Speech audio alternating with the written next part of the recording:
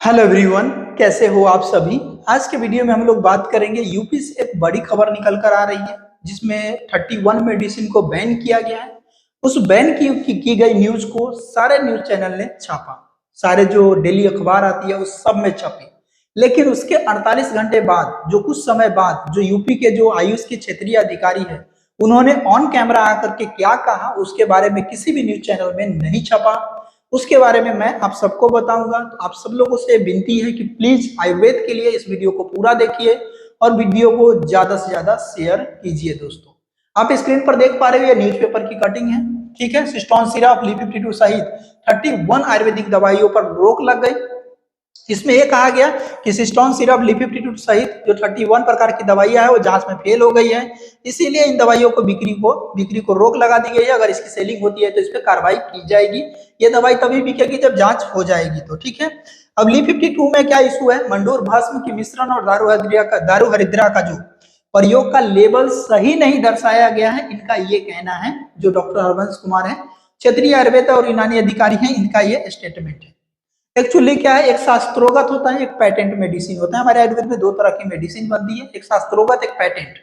तो जो patent medicine है उसमें हम शास्त्रोगत फॉर्मुलेशन यूज कर सकते हैं, ये गवर्नमेंट ऑफ इंडिया की गाइडलाइंस है।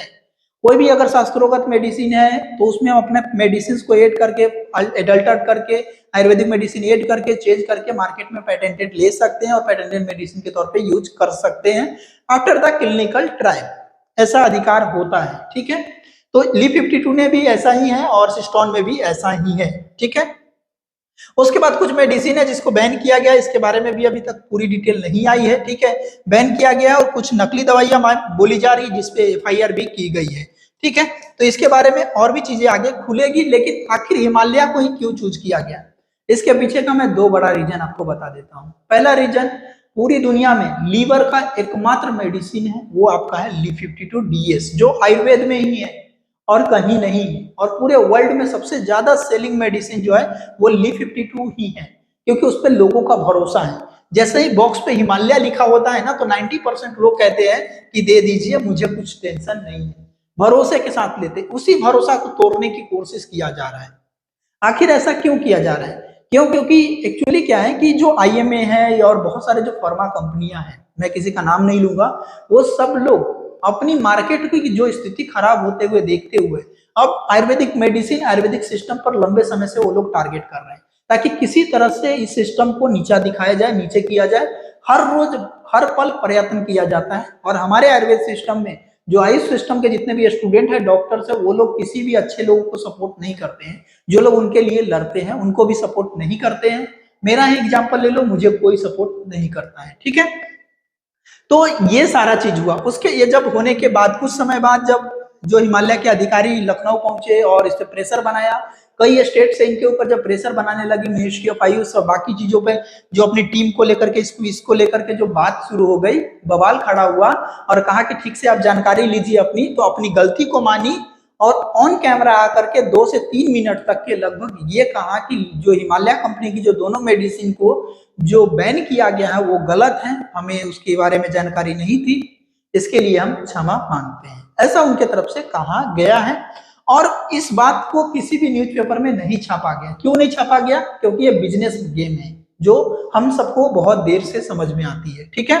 तो आप सबको मैं बता दूं, ली52 वर्ल्ड बेस्ट मेडिसिन है फॉर लीवर के लिए, और सिस्टोन जो है वो बेस्ट मेडिसिन है अब जो यूरिनरी ट्रैक इंफेक्शन और किडनी स्टोन के लिए बहुत अच्छी मेडिसिन है। इवन हिमालय की जितनी भी मेडिसिन है, मैं खुद की प्रैक्टिस में भी उसे मैं यूज करता हूँ। डे टू डे प्रैक्टिस में भी मैं हिमालय के मेडिसिन, मैं ही नहीं, लाखों आयुर्वेदिक डॉक्टर्स, एलोपैथिक डॉक्टर्स, यूनानी डॉक्टर्स, होम्योपैथी डॉक्टर्स इस मेडिसिन को यूज करते हैं और भरोसे के साथ करते हैं। उसी भरोसा को तोड़ने के लिए यह सारा चीज किया गया, हिमालय को टारगेट किया गया।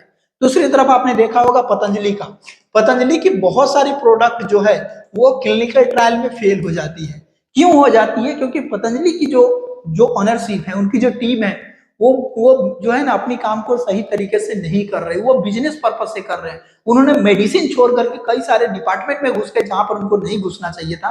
पतंजलि अगर सिर्फ मेडिसिन की क्वालिटी को मेंटेन करती तो बहुत अच्छा रहता। तो पतंजलि की क्वालिटी का कोई ऐसा नहीं है कि हम लोग भरोसा करते हैं, लेकिन हिमालय पे हर एक आदमी भरोसा करता है और एक पतंजलि ही अकेले आईएमए की हालत खराब करके रखा हुआ है। जिस दिन हिमालय वगैरह ये सब खड़ी हो जाएगी ना, उस दिन बहुत बुरी स्थिति हो जाएगी। हालांकि पतंजलि के प्रोडक्ट पे कोई भरोसा नहीं करता है, ना ही डॉक्टर्स हो, चाहे कोई प्रैक्टिशनर्स हो, चाहे कोई वैद्य हो, कोई भी भरोसा नहीं करता है। लेकिन हिमालय का प्रोडक्ट हमेशा से ऑथेंटिक रहा है और अभी भी ऑथेंटिक है। तो आप सबसे रिक्वेस्ट है कि प्लीज प्लीज और प्लीज इस मेडिसिन को यूज करें, हिमालय के प्रोडक्ट को यूज करें। और हाँ, कोई भी आयुर्वेदिक मेडिसिन अगर आप ले रहे हो तो किसी वैद्य के सलाह से ही ले, जो डॉक्टर्स है उनके सलाह से ही ले, अपने मन से कोई भी आयुर्वेदिक मेडिसिन ना ले। ठीक है दोस्तों, तो इस वीडियो को हम लोग यहीं तक रखते हैं, मिलते हैं नए अपडेट के साथ, तब तक के लिए बाय बाय।